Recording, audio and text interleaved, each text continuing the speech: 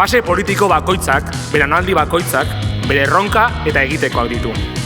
Gakoa, erronka horiek identifikatu eta ausardiaz eta konfiantzaz ekitea da.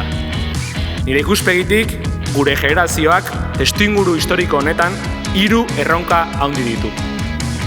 Lehenengoa, Euskal Proiektu Nazionala eraberritzea. Eskuartean ditugu belaunaldi erronkei erantzuna emanez. Klima larrialdia, migrazioa, ezberdintasun sozial eta ekonomikoak edota digitalizazioa. Eta horrela, etorkizun proiektu bat eman gure herriari. Bigarrengoa, politikaren benetako zentzu eraldatzailearekin birkonektatzea. Eskuin muturaren eskutik posizio antipolitikoak eratzen ari diren garaiotan, politikaren benetako zentzu eraldatzailearekin konektatu behar dugu. Herriarekin eta herritarrekin eginez bidea. Hirugarrengoa eta azkena. Gaurdanik Euskal Estatuen oinarriak eraikitzen hastea. Eremuz eremu estatu gisa pentsatuz eta arituz. Askok Euskal Herria aske, sozialista, feminista eta euskalduna fikzio bat dela sinistarazi nahiko digu.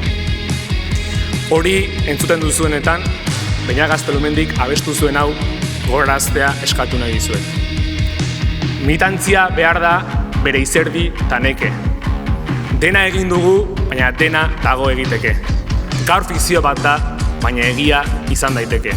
Aspalditik gatoz, urruti dagoaz, Euskal Herria dugu bizigai eta dena irabazteko.